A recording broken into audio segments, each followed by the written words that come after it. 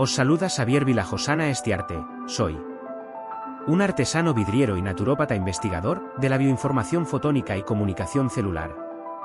Trabajo en campos de resonancia latente y herramientas que desarrollo, distribuyo y facilito formación para el bienestar personal y del planeta, mediante la información holísticamente encriptada de los campos bioenergético, neurológico, vitalizante, intuitivo, autodignificante y vivencial.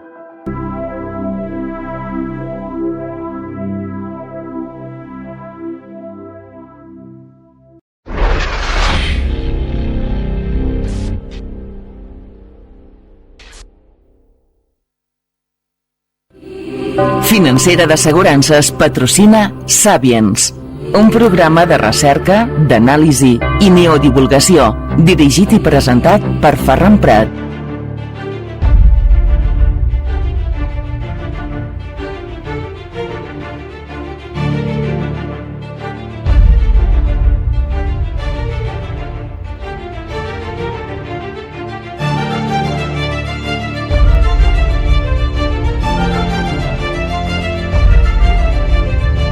Salutacions, saludos, ben trobats, benvinguts, welcome al Sapiens. Les habla su amigo Ferran Prat.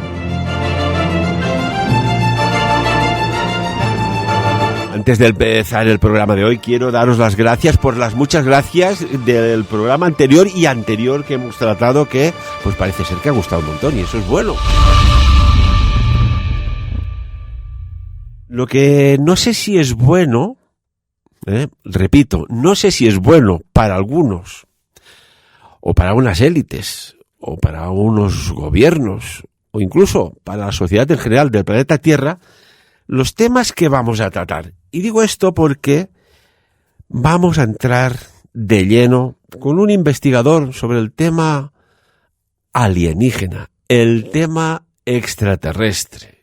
Y me refiero, y además también ponente del anterior Congreso Sapiens, y me refiero a Antoni Cristòfol. Antoni, bienvenido a Sapiens, ¿cómo estás?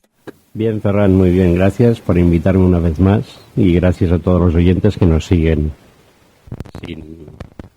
sin dilación y siempre están aquí presentes. Hoy, bueno, espero que os guste una parte del programa porque en uno solo no vamos a tener bastante para explicar todo lo que yo quiero explicar y lo vamos a hacer en 2 o 3 partes, ya veremos con Ferran cómo lo hacemos, pero esto es largo, pero yo creo que es necesario en este momento que estamos viviendo ahora, de movimientos cósmicos y de movimientos políticos, creo que la verdad tiene que salir y cada vez sale más, pues aprovechamos el tirón y también salimos nosotros. Hoy vamos a hablar de lo que son los ovnis, los extraterrestres, lo que es y lo que no es. Es decir, la gente se piensa que todo lo que vuela o todo lo que ven son todo extraterrestres. Después de mi larga investigación, porque esto hoy es el resultado de varios años de buscar, estudiar y leer mucha información, he llegado a la conclusión de que no todo lo que vemos es extraterrestre y todo lo que es extraterrestre no lo vemos. Vamos por partes, es decir, vamos a hacer primero un poco de historia para sentarnos, para saber dónde vamos, y después entraremos en el meollo de la cuestión, que es qué vemos, qué no vemos y lo que hay volando por ahí. Y es que, Toni, yo recuerdo cuando empezamos a hablar aquí en Andorra sobre, pues bueno, platillos voladores, otras civilizaciones, civilizaciones perdidas, desaparecidas en el tiempo, arqueología incómoda, prohibida. Pues en aquellos momentos parecía como algo muy, muy extraño, ¿no? Y doy gracias siempre a la emisora donde trabajaba anteriormente, a esta, que nos haya permitido ser, pues un poco de punta de lanza en estos temas aquí. Porque en Andorra hay fenomenología extraterrestre, hay fenomenología ovni, y no viene de ahora, ya viene de siglos atrás. Hay documentos que hablan, por ejemplo, de serpientes de luz que suben y bajan. Serpientes de luz que suben y bajan en el 1700. O nuestro queridísimo y bien amado llac d'Engolasters, el lago de Engolasters. Esto me lo explicó mi abuelo allí, cuando no había el lago, una luz muy potente subió, bajó, subió y bajó, y los de la parroquia de Escaldes en Gordany y parte de Andorra, esa noche, de no recuerdo qué año, que me lo dijo mi abuelo, vieron una luz enorme que subía y bajaba, en un tiempo que aquí no habían helicópteros, en un tiempo que no se hacían fogatas, y la llamada subía y bajaba, en un tiempo que allí, donde el llac d'Engolasters, era pues una especie de altiplano. Sí, pero fíjate bien en el nombre del lago. Si lo dividimos en dos palabras, en catalán sería Engollastres. Es decir, el que se traga astros. Y darle este nombre a causa de esto, de la luz que vieron que subía y bajaba. Sí, es así, el nombre de Engolasters, se engolía els astres, se tragaban los astros. Sí, es decir, la toponía de los lugares siempre tiene relación con algún suceso o alguna cosa que ha pasado allí. Lo que pasa es que, claro, no se puede explicar todo porque la gente tiene mucho miedo. Tiene un miedo horrible a lo que no, digamos, tiene integrado, que es lo que los psicólogos llamarían la disonancia cognitiva. Y es un poco el tema que vamos a tratar hoy. Sabemos mucho, pero no lo sabemos todo, porque claro, a los gobiernos no les interesa que el ciudadano de a pie sepa todo, porque entonces ya no somos controlables y esto es un problema. Bueno, imagínate que ahora todos estos mega inversores, tecnoinversores, que ponen ingentes cantidades de millones de dólares en el MIT, en el Instituto Tecnológico de Massachusetts, o en desarrollo de tecnología aeroespacial, como Elon Musk, que de golpe y perrazo, y en 24 horas salga un comunicado de algún mandatario o algún premio Nobel de la Paz, y estoy dando pistas, diciendo que no estamos solos, que hay otras civilizaciones en el universo, y que por la distancia cronológica nos llevan 5, 10.000 o 25 o 50.000 años de ventaja y han superado Correcto. Los sistemas de transporte, véase coches, aviones, se mueven por incluso curvaturas del espacio-tiempo. ¿Qué pasaría? Sí. Pues, oye, si yo soy inversor de esto, retiro el dinero, se cae esa compañía y por ende hay un efecto dominó que se unen todos los índices bursarios. Bueno, tú y yo ya lo hablamos una vez en un congreso, que cuando se hizo la famosa grabación de que hemos llegado a la Luna, los 3 astronautas que estaban allí haciendo la entrevista, pues hacían más cara de estar en un entierro que de estar los más felices del mundo, porque eran los primeros humanos que iban a la Luna. Yo siempre recuerdo esa imagen y algo me chocó. Es decir, yo si soy el primer humano que voy a la Luna tendría que estar, bueno, con una sonrisa de oreja a oreja y más contento que nadie. Y los 3 parecía que venían de un entierro, de un amigo que se había muerto. No sé, son disonancias que como los medios de comunicación nos tienen tan acostumbrados a estas cosas, no hacemos caso de lo que vemos, porque ya nos preparan para no hacer caso a estas cosas. Y lo que vamos a tratar hoy es un poco todo, tú lo has resumido en 4 palabras, yo lo voy a extender más, toda la información que tengo, pero es esto, es ni más ni menos que esto. Porque, si quieres, empezaríamos con la civilización hiperborrea, que es lo que se basó el nazismo de Hitler, y empezamos por allí, porque según el cronista del siglo I a.C., Diodoro de Sicilia, en esa época había unos reyes de 3 metros de altura y se cruzaban entre ellos para que el ADN estelar, por decirlo de alguna manera, de reyes, que aún sucede hoy en día, si te fijas bien, todas las casas reales se cruzan entre ellos para no perder este ADN real. No sé, yo me da que pensar que si se cruzaban entre ellos y hacían 3 metros de altura, lo más seguro es que fueran reptilianos, pero claro, en la época aún no sabían bien qué era esto. Tony, ¿qué son los reptilianos? A ver, los reptilianos, los draconianos, que hablaremos después hay los nórdicos, son todos razas extraterrestres que muchas nos han visitado, muchas están aquí desde tiempos inmemoriales, que siempre han compartido la Tierra con nosotros, que nunca se han ido, lo que sí que han hecho es viajes de ida y vuelta, y esto lo desarrollaremos en la segunda parte. Porque claro, como en todas partes hay los humanos buenos, los humanos malos, y los extraterrestres hay los extraterrestres buenos y los extraterrestres malos. Solamente te voy a dar un apunte en estos mismos momentos. Hay unas esferas, no la esfera de Buga, que ahora ha salido en todos los canales de internet, sino esferas que son entidades en forma de esfera que controlan nuestro planeta más allá de las bandas de Hallen y tienen el planeta en cuarentena. Es decir, no puede entrar nadie, no puede salir nadie, y esto lo han hecho express para que de un momento al otro tengamos el speed de la evolución espiritual como raza Coray que somos. Tienen que hacerlo. Entonces ellos lo que hacen es bloquear todo lo que puede perturbar esta ascensión de dimensión, y por eso nos tienen el planeta en cuarentena. Es decir, los portales interdimensionales que se utilizan para viajar a otros sitios también están cerrados, lo controlan absolutamente todo. No son malos, al contrario, son buenos. Están aquí como una guardia pretoriana para que nadie entre, para que nadie salga, para que se haga la evolución de 4D a 5D, y están para que nadie perturbe este momento. Estelarmente, ya no hablamos de la pequeñez como humanos que somos nosotros, sino a nivel galáctico, tenemos que hacerlo. Y todas las fuerzas del bien se han conjuntado para que esto sea así. Y entonces el humano tiene que evolucionar y lo tiene que hacer. Y entonces, para que evolucione por sí mismo, lo mejor es meterlo en cuarentena, en una sala aislada que es la Tierra, y a partir de allí que nos dejemos de pegar y que hagamos la ascensión a la quinta dimensión, que es lo que esperamos muchos de nosotros.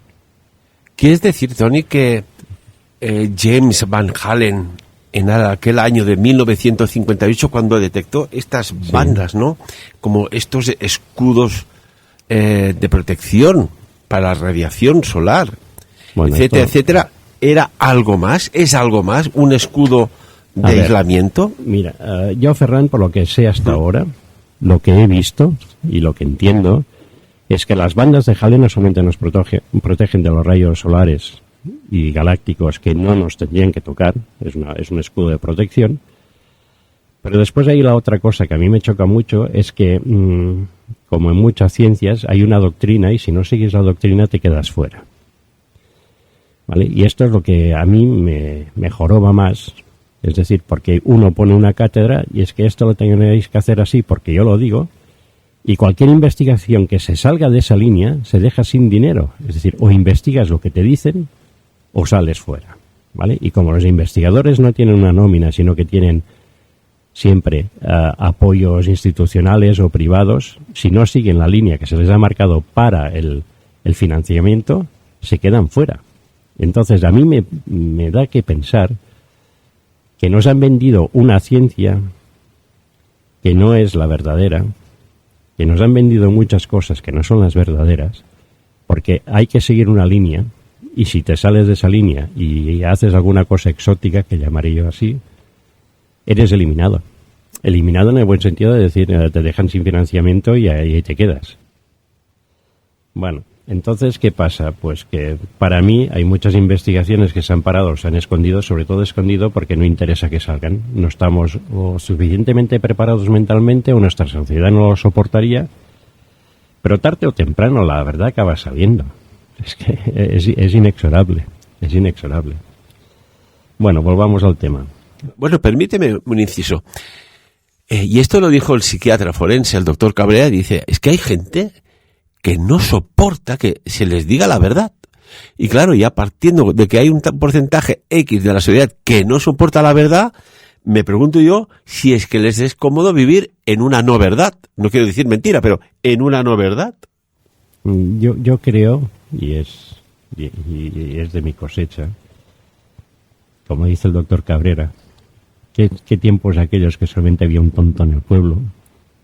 Yo creo que es más fácil no pensar, vivir mejor. Es decir, no pienso nada, no me preocupo por nada, vivo en mi pequeña esfera, soy así, estoy muy tranquilo allí dentro, que cuando empiezas a ver la verdad y empiezas a hacerte preguntas, a veces muy profundas, pero hasta el nivel de espiritualidad, es decir, ¿qué hago aquí? ¿Por qué estoy aquí? ¿Quién me creó? ¿Cuál es mi plan de vida? Claro, es más fácil vivir en la ignorancia, eres mucho más feliz. Y lo que pretenden las élites es eso, que vivamos en la ignorancia total, es más fácil, es mucho más fácil para ellos.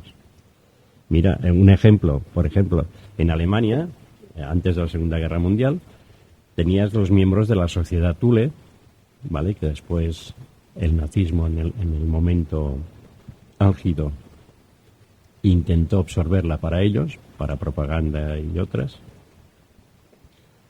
¿Qué hicieron? Pues ellos consideraban que los hiperbóreos eran los ancestros arios. Ya está. Y ahí empezó. De aquí deriva la obsesión de las SS, de la raza pura aria, el no mestizaje de genes, que acabó con la política de eugenesia, que aún perdura en el mundo. En nuestros días aún perdura. Y además, yo es que muchas veces me pongo a reír solo porque digo, si la gente supiera toda la verdad, más de uno no saldría de casa. Porque nos han vendido que los nazis, el gobierno de Hitler, perdió la Segunda Guerra Mundial. Yo hoy en día estoy convencido que no la perdieron, la ganaron. Y esto hablaremos ¿Y cómo? En la segunda parte de esta... Ay, ya nos dejas aquí con el... Claro, pero bueno, hombre. danos un titular al menos. A ver, cuando se hizo la operación Paperclip, que desde aquí tengo que agradecer al profesor Botalla, que gracias a sus libros a mí me ha salido la vena investigadora como él sobre todo el tema de Hitler, los nazis y la Segunda Guerra Mundial, y podría casi decir que es mi mentor en esto. Se lo agradezco muchísimo. Y la otra persona que tengo que agradecer mucho es todo esto que estoy haciendo ahora de investigaciones a Óscar Mateo, otro gran buscador de la verdad. Gracias a ellos me han hecho entrar este gusanillo de la investigación y estoy muy agradecido a los dos y lo digo desde aquí públicamente. Entonces, ¿qué pasó? Pues que en la Segunda Guerra Mundial hubo la operación Paperclip, que es una operación americana de alto secreto, que se dedicaba a recoger todo lo que podían del gobierno de Hitler, de los nazis, en aquella época, para llevárselo a Estados Unidos después de la guerra, investigar todo lo que habían encontrado, toda la documentación. Esto es contrainteligencia militar, ni más ni menos. Y entonces sabemos al enemigo, supuestamente una vez derrotado, hasta dónde ha llegado, y nosotros, si nos podemos aprovechar de algo, evidentemente lo vamos a hacer, si somos los ganadores. Lo que pasa es que, como dicen los delincuentes, les hicieron a 13-14. Les dejaron la documentación que ellos querían que encontraran para que fuera al gancho para decir, hombre, si estos científicos son tan buenos, pues me los llevo a casa y que trabajen para mí.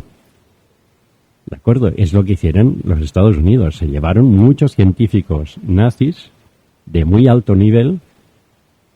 El que creó la NASA era un científico nazi, que es el que creó los cohetes V2.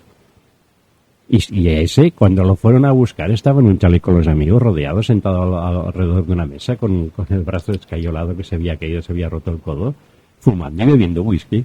¿Te refieres a Werner von Braun? Exacto. Pues a él los estaba esperando. Todo esto ya estaba pactado. Después os diré con quién. Porque no fue el único, fueron muchos. Pero claro, hay una historia que es la historia oficial y después hay la historia que no se explica.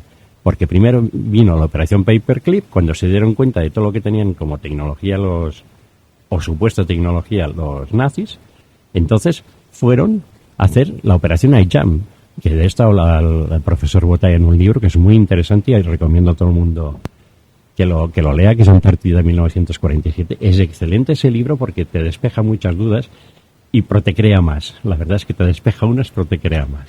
Ya que hablas del profesor Felipe Botalla, este año nos va a aportar información nueva en exclusiva sobre la Antártida, en el próximo Congreso Sapiens del sábado 4 de octubre en el Hotel Roc Blanc. Tiene más información y a mí me pasó como a ti, me quedé impactado con Antártida 1947, pues tiene nuevos datos que nos van a sorprender. Vale, entonces hablaré poco de la Antártida porque lo que yo sé, primero me gustaría contrastarlo con el profesor.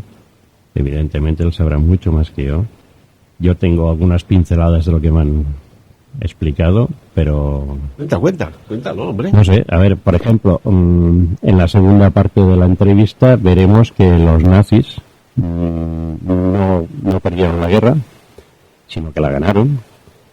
Que después de la operación en Jam, yo me pongo a reír cuando digo esto porque me sale la risa de dentro. Es decir, nos pensábamos los americanos que íbamos ahí a descubrir un nuevo mundo y nos dieron hasta la cartera, ¿vale? Y ahora un pequeño inciso, por ejemplo.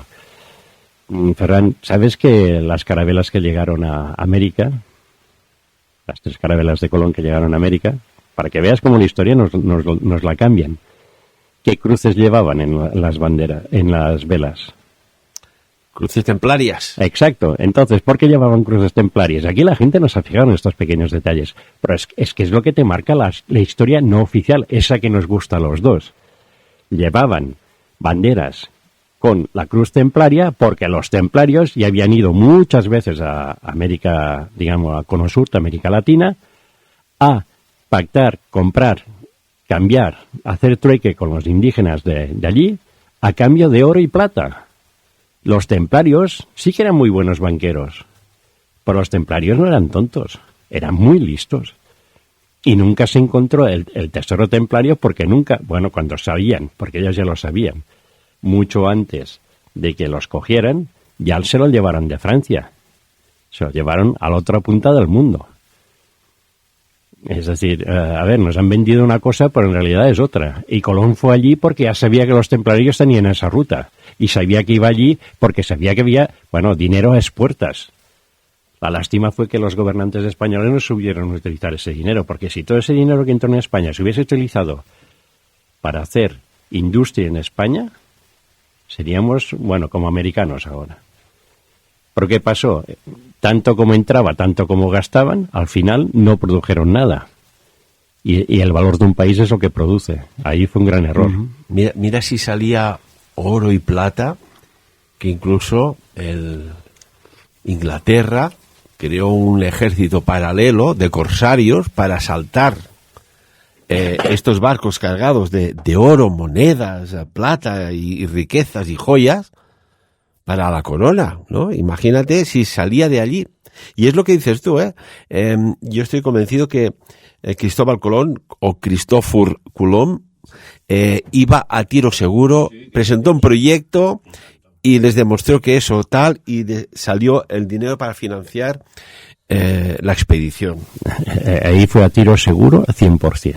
Y además ya sabían exactamente dónde iban y a lo que iban a buscar, y que no fue una expedición de, ale, vamos a ver si nos encontramos algo, ni de dar la vuelta al mundo. Niet. Yo ahí no me trago la versión oficial. Pero bueno. Hay mucho que hablar sobre Cristóbal Colón, los templarios y muchas cosas que también nos han dicho al revés, ¿vale? Porque los templarios, podríamos hacer todo un programa de templarios que da para tela. Bueno, entonces, Hitler creía que en esta teoría de que la civilización hiperborrea era la raza pura aria, y por eso apoyó secretamente la sociedad Thule durante mucho tiempo, ¿vale? Porque la apoyó, pero también los manipuló. Ahora veremos el porqué. Entonces, las naves extraterrestres o terrestres, ¿vale? Es como te he dicho al principio, no todo lo que vemos es extraterrestre, ni todo lo que vuela es terrestre. Hay de los dos, ¿vale? Entonces de aquí nos vamos a 1918, y hay una señora que se llama María Orsic, que era medium telepata, que dice ser contactada por extraterrestres de apariencia nórdica, que son rubios, altos y de color azul, originarios del sistema estelar de Aldebarán, que tenían naves interestelares, es decir, naves que pueden ir de una galaxia a otra, y que su misión es la evolución espiritual humana. Esta señora recibía las comunicaciones vía telepática, escribía a través de escritura automática, pero lo que escribía lo escribía en unos signos y en una manera que ella misma no entendía. Entonces tuvo que pedir a otra medium como ella, a ver si entre las dos llegaban a entender algo, y resulta que lo que ella escribía lo escribía en sumerio.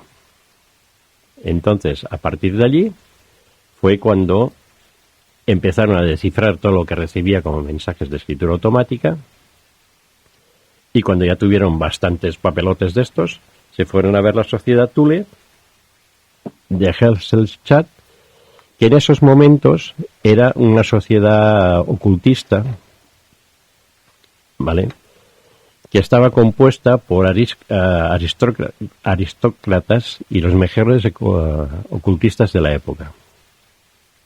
Esto estábamos hablando de 1937.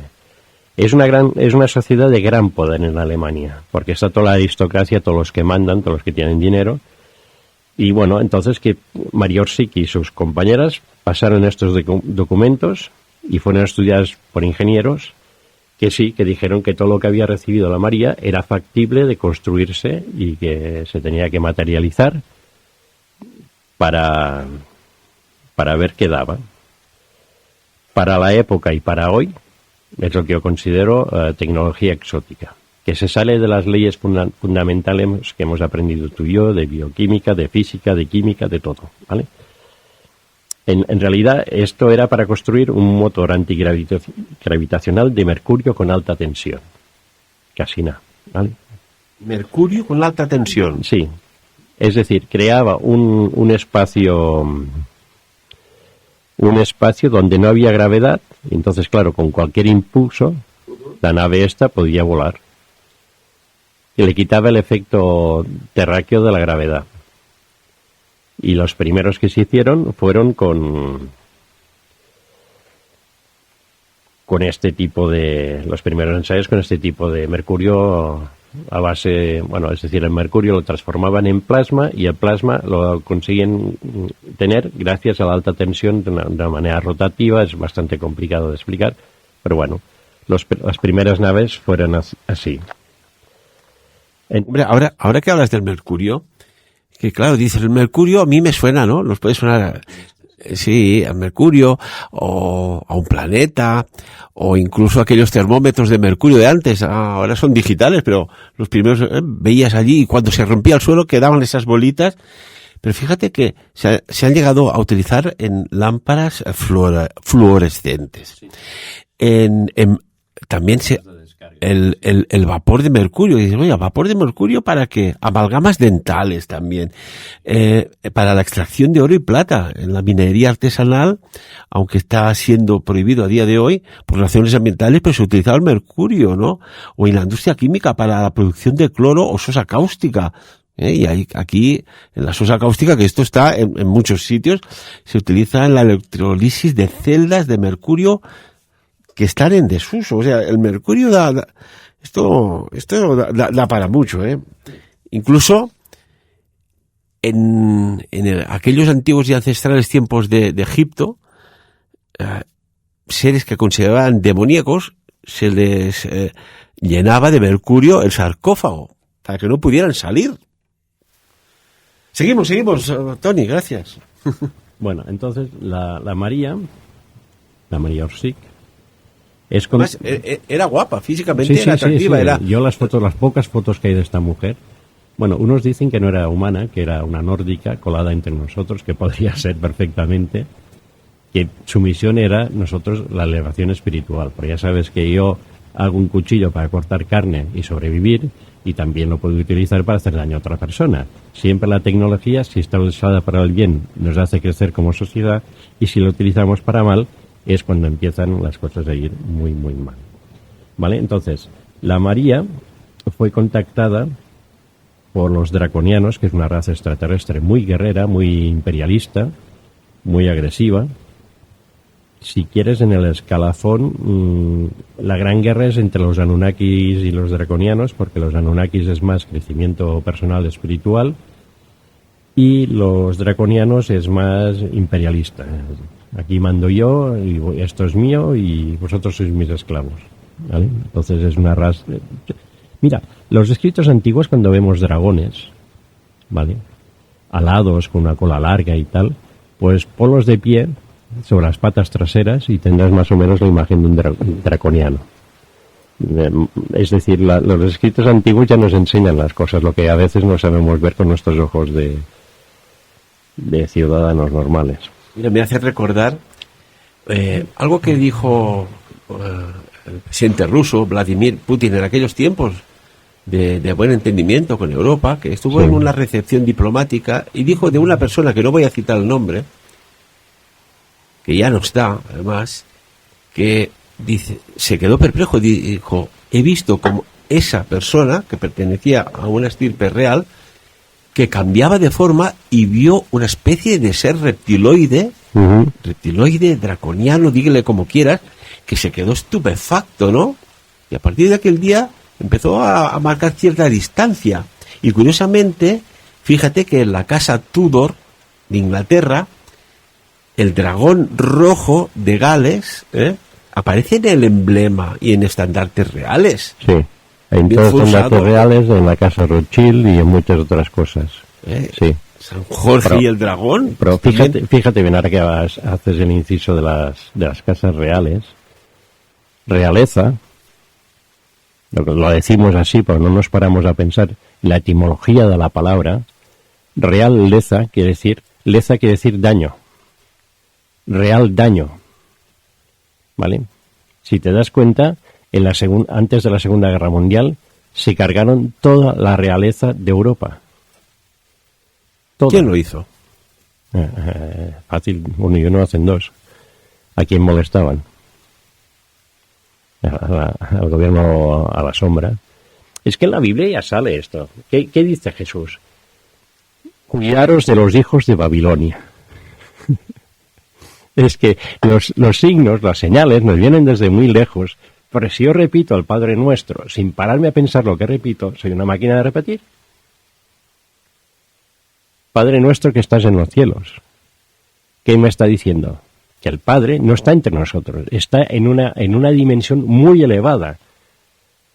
Por esto lo repetimos los niños cuando vamos a catequesis y nos lo meten en la cabeza, pero no nos paramos a pensar. Realeza quiere decir el real daño que se hizo a todas estas familias de sangre azul. Unos dicen que era porque comían mucha carne y porque no eran, digamos, no tenían una dieta adecuada, pero a mí me da que pensar que realmente la sangre azul existía, que no viene de los humanos, sino que viene de seres extraterrestres. Por eso siempre se han casado entre ellos para que su origen, ADN exterior, sea preservado. Muchos me dirán, no, pero es que esta se ha casado con fulanito de tal y no tiene nada que ver. Si haces el árbol genealógico de cualquier persona que esté en la realeza en estos momentos, todos son familia. Primos, hermanos lejanos, pero todos son familia. Es decir, la unidad genética básica está ahí presente. Bueno, esto para que veas que viene de muy lejos. Entonces, El tema de la sangre azul, un día podemos hacer un programa también, ¿no? Porque hay mucha historia, ¿no? ¿Todo bien, Tony? sí. ¿O nos están haciendo ya un ataque No. psicotrónico? Bueno, lo de los ataques psicotrónicos hablaremos en otro momento, pero ahora no toca. Porque, claro, dices, si hay algunos reptiles Sí. que tienen la sangre, podríamos decir, su fluido de color azul, y dices, oiga, esto puede ser un resquicio de algo que fue de otro nivel, de otro tamaño, con otra inteligencia, ¿no? Y aquí entra, pues lo que dices tú, una ingeniería, una química, una bioquímica. A ver, la Biblia nos dice que se hizo Eva de una costilla de Adán, que se cogió barro y se hizo Adán, ¿no? Vale. Entonces, si te vas a leer unos escritos sumerios, barro es ti y it, ¿vale? Pero también ti y it en sumerio quiere decir esperma o óvulo, ¿vale? Entonces, no se creó Adán, es decir, Eva de la costilla de Adán, ni Adán del barro, sino que se cogieron óvulos y esperma de los habitantes de esos momentos en la Tierra, que era una raza que había aquí en la Tierra, más o menos, digamos, como simios. Se juntaron, se hizo experimentación genética de muy alto nivel y nacieron Adán y Eva. Pero claro, a ver, siempre volvemos a lo mismo. la manipulación de la información y no llegamos a ningún sitio, porque claro, esto está al orden del día, lo que te estoy explicando. Yo recuerdo en la clase de historia cuando hablabas, nos enseñaban las monarquías, que pregunté, digo, bueno, ¿y esto de la sangre azul? Mira, me has hecho recordar, ¿de qué viene? ¿Por qué se llama sangre azul, no? Bueno, y bueno, nos explicó algo de la hemocianina, bueno, era bastante bioquímica, pero después dio una explicación más coherente, diciendo, los nobles de antaño, como que no tomaban el sol, eran muy blancos y se les veían las venas, y evidentemente, pues, las venas se ven de color azulado, y de aquí vendría la sangre azul. Pero claro, dice, si es a partir de los nobles, oye, ¿hasta dónde llega esta nobleza? A ver, para conseguir los avances en las naves, fueron contactados por los draconianos del sistema solar Alpha Draconis, ¿vale? Que trabajaban con una sociedad, raza intraterrena, que se llamaban los Vril, que hoy en día la energía de esta gente se le llama el chi, el ki, es esa especie de energía kundalini, porque la kundalini es lo que nos pasa por la columna vertebral, pero vendría a ser esta energía primogénita que tenemos todos. Entonces, si quieres aquí algo fuerte, esto permitió a los nazis aterrizar en la Luna el 23 de agosto de 1942 a las 11:26 de la mañana. Caray, ¿cómo afinas, Tony? Sí. ¿Sí? Sí. Sí, esto no es de mi cosecha, ¿eh? El informante que tengo me ha dado día, hora y fecha exacta de cuando llegaron a la Luna. ¿Cómo llegaron? Pues a través de un portal interdimensional, porque todas las naves, es que a mí hay cosas que yo me quedo parado. El otro día los españoles mandaron un cohete que subió 80.000 kilómetros, es decir, llegó hasta la estratosfera y reventó. Y estaban contentos de que, claro, el primer cohete que llega tan lejos. ¿Para qué? ¿Para qué nos hemos gastado tanto dinero en enviar un cohete que se acaba explosionando a X kilómetros de altura y no ha servido para nada? ¿Cuántas familias podrían comer con todo ese dinero?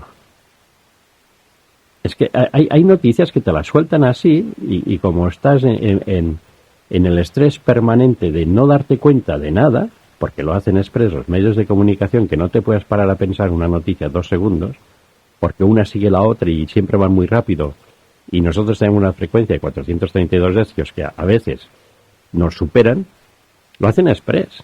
Así no paras a pensar nada, vas tragando y ya está, y ahí se queda.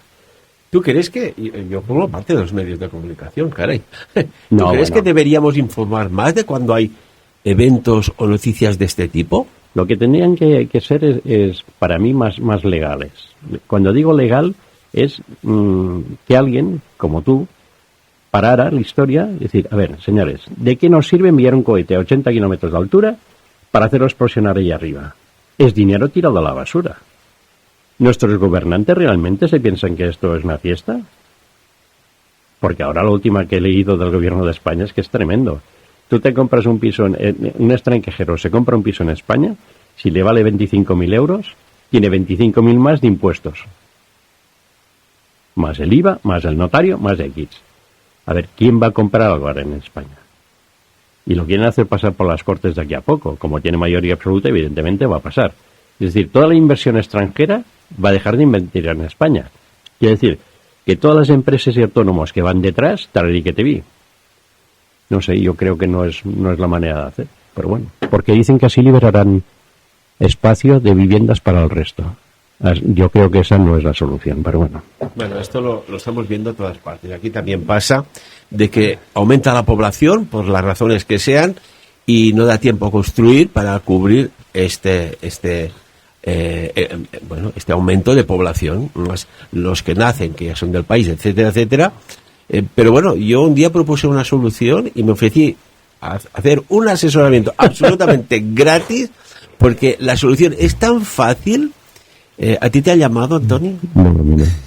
A mí no me ha llamado. No, a mí no me llamarán. Pero sé de buena fuente que les llamó mucho la atención de lo fácil y barato que es solventar esto, y además las familias que vivieran en esas casas serían más felices muchas que viven en pues hacinamientos en forma de columna o de colmena, a veces edificios, etcétera, etcétera. Pero bueno, es así. No nos desviemos en geopolítica, que acabaremos hablando de drones. Seguimos. Bueno, pues los nazis allí construyeron su primera base extraterrestre humana en la cara oculta de la Luna. En 1940 intentaron hacer un viaje al sistema solar de Aldebarán, es decir, de donde les provenían los mensajes, que está a unos 64 años luz de la Tierra, casi nada, aquí en la esquina, ¿sabes? Pero fue un desastre. Acabó como el experimento Filadelfia del año 1943. Porque utilizaron un portal natural sin saber cómo funcionaba la tecnología de portales interdimensionales, y los que se fueron no volvieron y están por ahí perdidos no se sabe en qué dimensión ni dónde. Bueno, esto pasó ya en la primera guerra de Irak, cuando llegaron allá unidades de cuerpos de élite, encontraron lo que encontraron. Ya se sabía desde 1921, al menos hay una fotografía, de que había un portal. Intentando ponerlo en marcha, muchos soldados fallecieron, pero, oye, cauterizados, ¿no? Pero fíjate bien que cuando se hizo la invasión de Irak, se fueron al Museo Central de Irak, ¿vale? Pusieron un tanque en la puerta, allí no entraba ni Dios. Había antigüedades, monedas de oro de los sumerios y de otras civilizaciones anteriores, y no se tocó absolutamente nada. Fueron al piso -3 del museo, ¿vale? Fueron la élite americana, todos saben que son las marinas, entraron, ya, pero es que a piñón, ya sabían lo que iban a buscar. Bajaron a la -3, llenaron no sé cuántas cajas, salieron de ahí protegidísimos hasta el aeropuerto, lo embarcaron todo en un avión y nunca más se supo. Y en el museo había tesoros de valor incalculable y no se tocó absolutamente nada. ¿Buscaban algo en concreto? Sí. Yo estoy seguro que buscaban una puerta, una Stargate, que supongo que hoy en día ya sabrán con retroingeniería cómo hacerla funcionar. Porque yo soy de las apuestas raras. Yo estoy convencido por el hermetismo que tienen los rusos de que ellos ya tienen una o varias. Y los americanos sabían que allí había una y la fueron a buscar, sea por la que ellos tenían antes estaba estropeada, o para hacer investigaciones, o porque la necesitaban por X razones. Yo a nuestros fieles oyentes les recomiendo 2 series. Una es Star Trek y la otra es Stargate. Porque bajo la ficción de las 2 películas nos explican toda la verdad, que ahora yo intentaré desarrollar un poquito. Pero veréis que las 2 series explican todo lo que yo no puedo explicar aquí. Pero claro, como es novela, como es ciencia ficción, pues cuela, y cuela muy bien. Porque ahora tendríamos que hablar de Himmler y Hitler. Los SS incorporaron las creencias de la sociedad Thule, que decían que las tecnologías avanzadas estaban en varios sitios escondidos del planeta. Por eso, de aquí nace la Ahnenerbe, que es difícil de pronunciar. Que los que no estamos acostumbrados al alemán, en 1935, que era un ministerio de educación especial en busca de la herencia ancestral. Como siempre, desviamos del tema, decimos que vamos a buscar la historia aria desde el principio, pero en realidad vamos a buscar otras cosas. Y así el pueblo siempre nos apoya. Himmler creó la sociedad del Sol Negro para utilizar toda la tecnología extraterrestre para el esfuerzo de guerra. Aquí es cuando empezamos a que los amigos ya no son tan amigos y nos empezamos a dar puñaladas traperas y a pelearnos. Hitler dejó que coexistieran la sociedad Rill y la sociedad Sol Negro, para que la segunda pudiera extraer la tecnología exótica para su uso, para el plan final de dominación de la Tierra. Es decir, aquí estamos en los principios de Hitler como mandatario, ¿vale? Después la cosa derivó muy mal gracias al médico personal que tenía Hitler. Y después hablaremos de esto. Entonces tenemos el triunvirato, que es Hitler, Himmler y María Orsic. Las tensiones entre los 3 eran evidentes. María quería construir una nave para hacer viajes interestelares y comunicarse con otras razas extraterrestres. Himmler quería que estas naves fueran para el esfuerzo de guerra, y Hitler manipulaba a los dos para mantener su liderazgo con el partido nazi y para su final, que era la conquista del mundo. Entonces, los responsables del programa del Sol Negro fueron Rudolf Hess y el general SS Hans Klammler. Que este general, en los libros del profesor Botalla, lo vemos muy a menudo. Era la cabeza pensante de todo este departamento científico de los SS. Que esta rama que estudiaba y hacía toda esta tecnología exótica, fueron los que crearon la Glock o campana que permitía los viajes en el tiempo. Que según ellos se hizo una expedición al pasado para ir a buscar la Arca de la Alianza, que se la llevaron y no se sabe, una de las arcas no se sabe demasiado dónde está. ¿Vale? Al mismo tiempo que todo esto estaba pasando, había un profesor que se llama Winfried Otto Schumann, que este señor era licenciado y doctorado sobre los efectos perturbadores de los gases, líquidos y sólidos, esto en la Universidad Alemana. Después estudió el efecto de la tecnología de alta tensión y la física sobre los plasmas, fue captado por los americanos en la Operación Paperclip y trabajó en América, en la base, la Área 51, con platillos volantes nazis y con platillos extraterrestres recuperados, ¿vale? Es decir, este señor, en tiempos de guerra, en el 45, ya estaba estudiando toda esta fenomenología. Seguramente recibió apuntes de la María Orsic sobre el mercurio plasma de alta tensión, para empezar a desarrollar todos estos motores interestelares. Entonces, entre medio, una cosa que no se nos ha explicado es por qué los italianos se aliaron con los alemanes durante la Segunda Guerra Mundial, el Duce y compañía, ¿vale? Bueno, esto es un tema muy, muy interesante, ¿eh? Lo que vas a decir ahora, que ya me huelo por dónde va. Que, ese pacto, ¿no? ¿Por qué de ayuda mutua. Sí, pero ¿por qué este pacto? Esto es lo que no nos explican. No es que los dos eran nacionalistas, ultraderecha, No era de ultraderecha, ¿eh? Hitler fundó el partido nazi, era Partido Nacional Socialista Alemán. Sí, vale, socialista de... Bueno, a ver, tenía una cosa clara. Por cada empresario habían 40 trabajadores. Sí. ¿Cómo captas el voto del trabajador? Hombre, claro. Pues ya está, esto ¿no? Es política, Ferran. Esto es política. Después hizo lo que quería. Disfrazamos la mona y ya está. Exacto. Es como decimos en castellano, aunque la mona se vista de seda, mona se queda. Uh-huh. Es decir, de socialista el señor Hitler no tenía nada. Pero bueno. Resulta que antes del 36... los italianos eran regidos por Mussolini. Entonces lo que no entendió la gente es por qué Mussolini se alió con los alemanes de Hitler. Y todo fue porque se estrellaron varios platillos volantes en Italia, que eran, si quieres, prototipos alemanes de platillos volantes. Y entonces Mussolini, cuando vio lo que eran capaces esos proyectos, porque no dejaban de ser ensayos, fue a ver a Hitler y le dijo, mira, yo tengo científicos muy buenos, por ejemplo Marconi, yo te lo cedo para que vayas más rápido a hacer estas máquinas de guerra, nos unimos los dos, y entonces fue cuando hubo el tratado en el 38 se firma un convenio entre Italia y Alemania para la investigación de estas naves.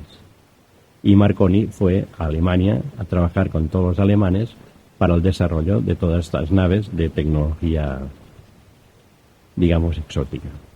¿Vale? Bueno, y además esto que dices es muy, muy interesante porque está documentado, ¿eh? Y además sí. Hubo una entrevista en el rotativo, el Daily Mail, a un investigador como tú, que llegó a acceder a una serie de documentos en los cuales pues certificaba que en 1933 se estrelló una aeronave Correcto. De construcción no humana en Italia. Bueno, no humana es lo que decía el periódico, porque no entendían.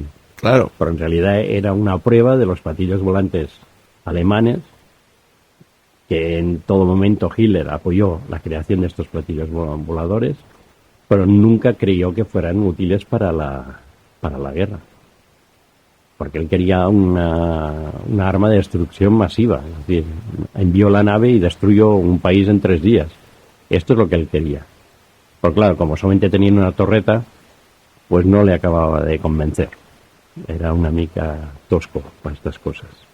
Y además también explica, hay investigaciones que dicen, oye, ¿por qué el combinado aliado subió desembarcó hacia Italia? Que tenía su lógica, ¿no? Se cargó el Afrika Korps alemán, el norte de África, hicieron un asalto a Sicilia, pero de una envergadura prácticamente como el desembarco de Normandía, y subieron hacia Italia porque parece ser, y dice alguna fuente, que tenían prisa para recuperar una aeronave de estas que había en un hangar en Italia. Sí, bueno, todo esto lo explico un poco más adelante. Genial. Vale, entonces la figura para mí, la pieza central de todo esto, es el general Hans Kammler. Porque este señor era máximo dirigente de los planes secretos de la SS en aviación exótica. Cuando digo aviación exótica, son los platillos volantes, ¿vale? Antes del 45, viendo que la guerra estaba perdida, se alió con el jefe de espías americano, Allen Dulles, que vivía en Suiza a 80 kilómetros de Alemania. Ahora esto es lo bueno. Dulles, después de la guerra, fue el jefe de la CIA del 53 al 61. Fue el que los que más duró en este puesto. Cuidadito, ¿eh? Y todas estas tecnologías se estudiaban y fabricaban en Chequia, en la fábrica secreta Skoda en Pilsen. En 1944 se acordó que Chequia, después de la guerra, estaría en órbita rusa. Y si me permites, Ferran, lo dejaremos aquí porque todo lo que viene después ya es... ya no es la salsa de las albóndigas, sino que es la albóndiga entera. Y prefiero que mis oyentes, lo siento por vosotros, pero os tenéis que esperar unos días que volvamos a reunirnos, Ferran y yo, y os daré todo lo que no sabéis, que es realmente el meollo de esta historia, que para mí es lo más interesante. Bueno, es un muy buen trabajo de investigación, Antoni, y que te agradezco que lo quieras compartir aquí con nosotros. Y evidentemente que 1 hora en radio es mucho, pero con tanto contenido es nada. Por tanto, para la próxima entrevista, el próximo programa que haremos contigo, ¿en qué capítulo nos quedamos? En General Patton y Eisenhower, cuando desembarcamos en la Segunda Guerra Mundial, cuando hay el desembarco de Normandía y de Italia. A partir de allí, las cosas, para mí, incomprensibles que pasaron, pero bueno, que rascando, he encontrado... ¿Tiene relación con el tema extraterrestre esto? ¿El desembarco de Normandía? Sí, porque hay Eisenhower y unos señores de color gris, después hay la fábrica Skoda, después tenemos Forrestal y JFK y la cosa cargada va a más. Lo siento por mis oyentes, pero bueno, os tendréis que esperar unos días, pero es que la segunda parte realmente vale la pena. Antoni Cristòfol, muchísimas gracias por compartir tu investigación con nosotros, que es un tema que siempre nos ha apasionado, porque no es que hablemos de esto porque sí, porque hemos visto, conocemos, sabemos, y el día, como lo que sucedió hace 5 años atrás, suceda... El innombrable. El innombrable, pues, al menos que los que tenían información estén preparados. Pero tú fíjate bien que cuando yo hice la conferencia en Sapiens, que dije que Trump volvería a ganar las elecciones, la gente, o algunos que me dijeron afuera, no, pero esto no puede ser, que no sé qué, que ganará Kamala Harris. Yo les dije, bueno, vale, y aquí lo dejamos, después ya hablaremos. Míralo dónde está. Correcto. Sapiens casi es como una especie de programa de Medium, pero sin ser Medium, que avisa a los oyentes de lo que va a pasar. El que quiera coger o que le vibre, adelante, y el que no, pues bueno, pues ya se lo verá venir. Lo dijeron hace tiempo, dice, es curioso este programa. Decís cosas que no han sucedido, que después acaban sucediendo. Digo, pues mira, saca tus propias conclusiones. Bueno, esto es un poco como los Simpson. Lo que los Simpson, ya me perdonarán, pero es que el que hace los Simpson es uno de esos de la élite de nivel muy alto, del 3-3, y es primado negativo, pero bueno, otro día hablaremos de ellos. Tony, repito, muchas gracias. A ti, Ferran, hasta pronto. Y amigos y amigas, como siempre, de lo dicho aquí en Sapiens, por encima de todo, que cada uno saque sus propias conclusiones.